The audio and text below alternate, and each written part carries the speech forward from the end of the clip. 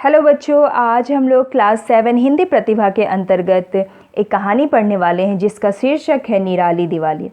इस पाठ के लेखक तिथि तबोरा हैं। उन्होंने इस कहानी के माध्यम से बताया है कि अपने सुख और मनोरंजन के लिए जीवन जीने में हमें तो सुख मिलता ही है, लेकिन दूसरों का दुख दर्द बांट कर उसकी मदद करके जो खुशी हमें मिलती है उसके सामने संसार के सभी सुख फीके पड़ जाते हैं। अब हम लोग इस कहानी की सारांश की ओर चलते हैं। इस कहानी में आलोक एक बहुत ही समझदार और दयालु बच्चा है जो हमेशा दूसरों के दुख दर्द से प्रभावित होता था। एक बार आलोक के घर और आलोक की कॉलोनी में उसके जो दोस्त हैं उसके घर काम करने वाली चिन्नमा बहुत दुखी होकर रोते हुए उसके घर आती है। आलोक की माँ जब उससे पूछती है तो पता चलता है कि उसकी बेटी जिस पटाखे की फैक्ट्री में काम करती थी उसमें आग लग गई है और उसकी बेटी के हाथ में ही पटाखे का एक पैकेट फट गया जिससे उसके हाथ बुरी तरह से जल गए और वह अस्पताल में थी। चिन्नमा की स्थिति बहुत ही दयनीय थी, वह बहुत ही गरीब थी। उसके पास अपनी बेटी के इलाज के लिए पैसे नहीं थे, इसीलिए वह आलोक की माँ से मदद मांगने आती है और वह मदद भी करती है। आलोक जब माँ और चिन्नमा की बात सुनता है उसे चिन्नमा पर बहुत दया आ जाती है। वह अपने पास जो उसे उसके पिता ने रुपए दिए थे दिवाली के पटाखे खरीदने के लिए, वो रुपए 100 रुपये लाकर चिन्नमा को दे देता। चिन्नमा लेती नहीं है, लेकिन जब आलोक की माँ उसे लेने को कहती है तब चिन्नमा वो रुपए ले लेती है। लेकिन आलोक अभी भी खुश नहीं था। वह अपनी माँ से कहता है, हमें चिन्नमा के लिए और भी कुछ करना चाहिए माँ।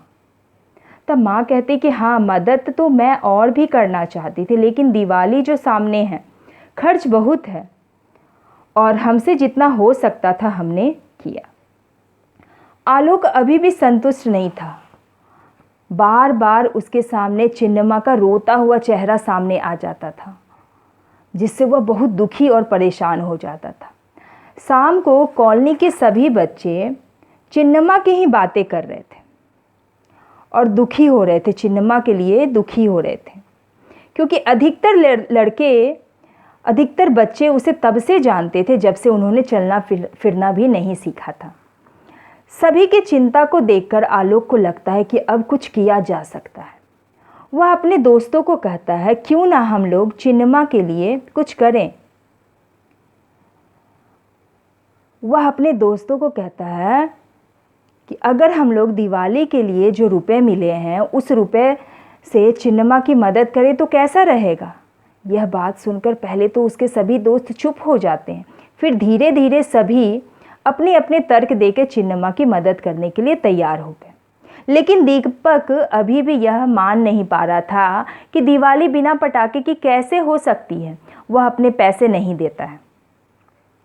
फिर सभी बच्चे बीती हुई बातों को याद करते हुए कहते हैं कि कैसे चिन्नमा हमेशा उनका ख्याल रखा करती थी और किसी पर अगर मुसीबत आ जाती थी तो अपनी जान की भी परवाह नहीं करती थी।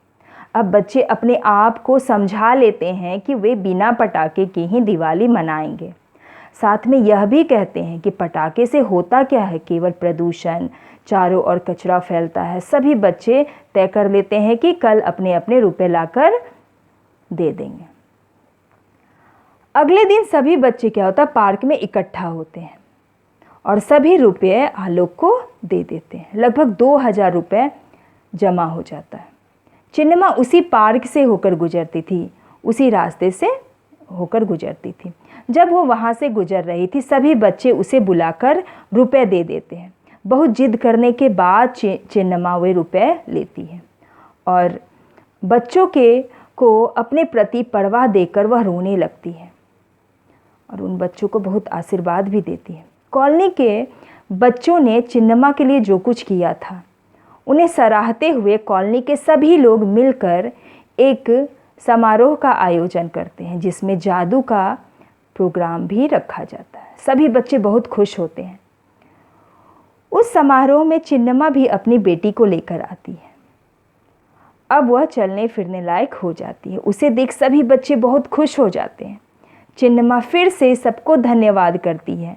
दीपक जो अपने पटाखे के रुपये नहीं दिया था, वह भी चिन्नमा की बेटी को एक प्यारी सी गुड़िया ला कर देता है। सभी उसे देखकर आश्चर्य से कहते हैं, हम तो सोच रहे थे कि तुम अपने पटाखे छोड़ने में लगे होगे।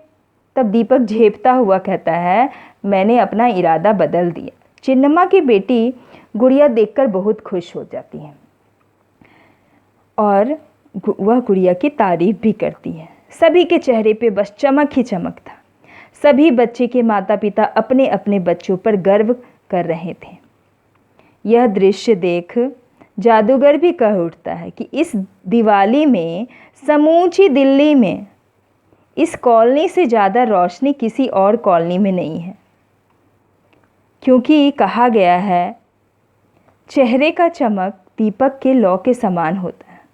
अतः इस कहानी से हमें यही सीख मिलती है कि हमें गरीब दुखियों की सहायता करनी चाहिए, अपने सुख का त्याग करना सीखना चाहिए। धन्यवाद।